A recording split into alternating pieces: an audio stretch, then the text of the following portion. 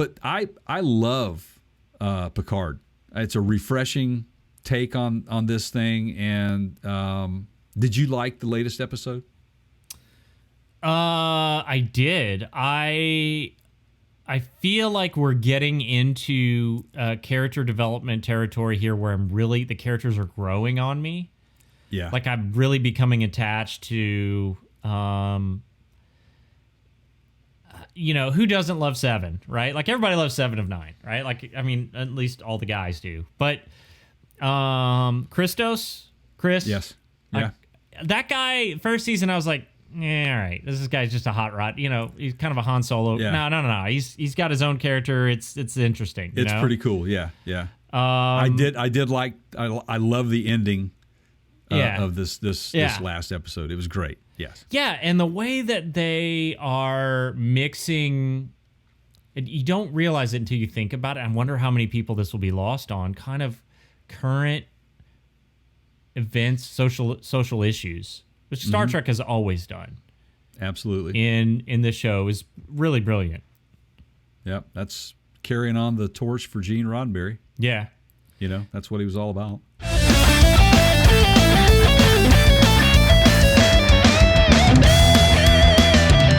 So that's on Paramount Plus, which unfortunately now I'm back to cable bill prices with all the a la carte. Let's talk about before, and I know where we're going. Yeah. So that's Paramount Plus. Yep. What else do you subscribe to?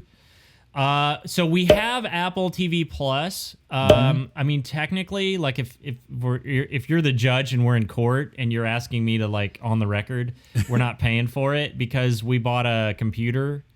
Comes with it, and we got a 6 free month. Yeah. Yeah. Most of all of your devices that you're able to stream with. Yeah. Will come with some sort of free period of Hulu or Apple TV, like Apple TV Plus. Apple TV comes with most of the Apple devices, and then of course Arcade, the gaming side of that. There's so many different things you get with these devices now. But man, I got to tell you, I am so guilty of it. When I see something's coming out and it's like on some other streaming app that I don't have, I'm there. I will go get it, and I've got them all. That's crazy. Why. So I have HBO Max, and that's why. Because there was a couple movies that came out that we wanted to see, and I went and got HBO Max for it. And honestly, the content on HBO Max is very good, and we just kept it. And let's see, there's one other one that Showtime we did for Dexter. Yeah. Well, have you heard? What about IMDb is going to start streaming free with Amazon? Yeah, they already are. So, so that's Amazon. You got that with Amazon. Then you have Amazon Prime. Yeah. So I used to watch a show called Leverage, which was. I've heard of, but never watched it. I know what you're talking about. Yeah. They basically reboot. It's like a 7th season or whatever, and IMDb is the. Okay. So right. Now.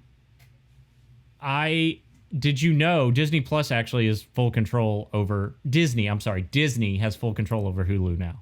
So that's a Disney product. Well, we also purchase ESPN Plus as well. Okay. We stream ESPN, but we have to buy the ESPN Plus. Right. And we do that because we're Nashville Predators fans. Right.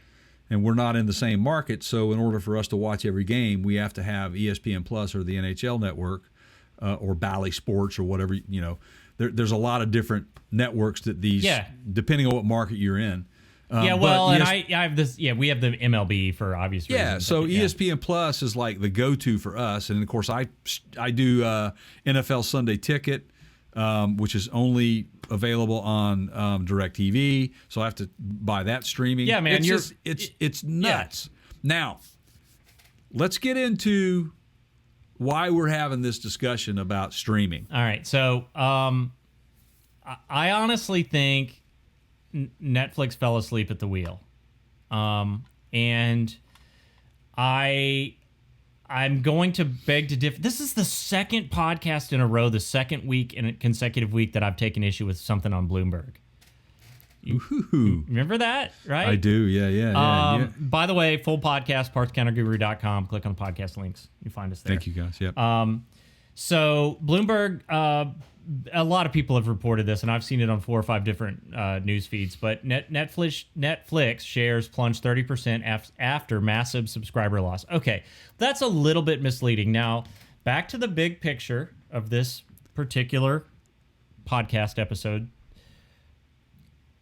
which we're probably going to call Hell in a Handbasket, because that's where we're headed if we don't turn some things around. This is extremely misleading. People are going to read this, and they're going to immediately go sell their stock in Netflix, and they're going to basically think Netflix is shot themselves in the foot, right? Which is not true, if you understand. So give us some details here, Jay. What do you got? All right. Well, basically, based on what they're saying, their stocks tumbled 39%.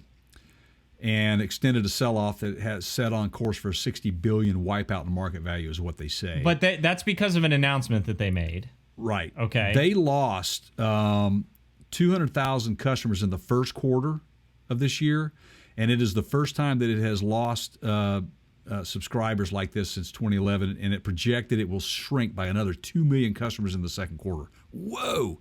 Now, some of that has to be right. Due to what's going on over in the Ukraine, which I think they cut Netflix off from streaming over there, which was a loss of nearly Russia. Yeah. Yeah, right. Russia. Nearly, I think it's like 700,000 subscribers. They said nearly 1 million subscribers. Oh, but come on, man. Those guys weren't paying for it anyway. That was all a bunch of Russian hackers stealing my password, right? Right. But the bigger thing is, and we'll get into this, is that and what you were saying, you kind of think that Netflix, fell asleep at the wheel here a little bit, and they may very well have, because while they were busy going for the big picture, the bigger prize, you had all these other little streaming apps starting to pop up. You had Paramount Plus claim this, Disney claiming this.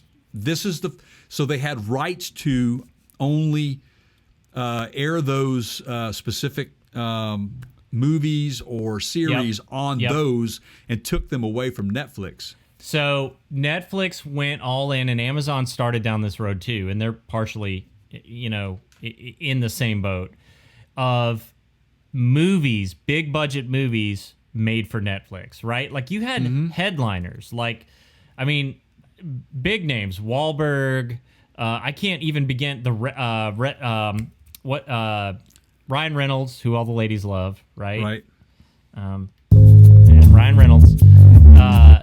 You had Dwayne Johnson, I think, did some. You had, there's no end here. I'm not going to sit and rattle them all off. But Netflix went down this road of, we're going to do big budget movies. And they lost sight of, when COVID happened, what we were talking about, the binge watching, the streaming, which Netflix was famous for the binge watching. You could just go watch an entire show, right? Like all seasons. And that content has...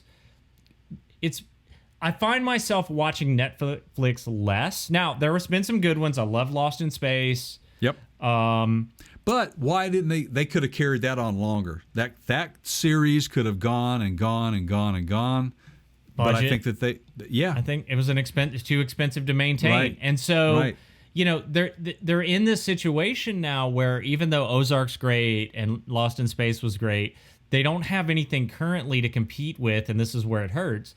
Disney doing all the Marvel stuff. Falcon and the Winter Soldier, WandaVision, Loki. Trying to think, there's, The Mandalorian. And that's all stuff like they've got, it seems like every quarter, they've got, that's not a mistake, that they've got some new high-end blockbuster show coming out, and Netflix really can't compete with that. There is no Star Trek Picard. There is no, Halo, which I was a big, I literally bought my first Xbox to play Halo. Right. And what has Netflix got to compete with that? So I think they fell asleep at the wheel. They weren't producing TV show serial content. Right. Like they should have been. And, while, and again, you had all these other streaming companies, like I said, Disney, which specializes in specific things. They target a specific target audience. Netflix hasn't really done that. Well, don't forget, Netflix had, and they took a risk in the initial 2 or 3 that they did this with. They had some Marvel superhero shows. They had Daredevil. Yeah, they I had remember that. Jessica Jones. They had. They're not allowed anymore, though, right? They can't stream those. They bought the rights back. Yeah, Disney took them back. Okay. Right. So, but did Netflix learn? Hey, man, these are huge hits. Like, we should go develop something similar. Let's do it with DC Universe or whatever. Well, no, now instead of that, like you have HBO doing the DC Universe. So they again, they had some successes and they didn't learn from those successes. I think they all just started lighting cigars with $100 bills and which is what I said initially. They were putting their eyes were set on the bigger prize, not realizing that the foundation that they had started was getting eaten away slowly but surely by other companies out there like Disney and CBS with or Paramount, I should say. So yeah, I mean, I do think that they fell on. They were resting comfortably, and they were not paying close enough attention to what was going on around them, and they lost some customer base. That's where a lot of this customer base has gone, is to these other streaming apps. And you know, they said.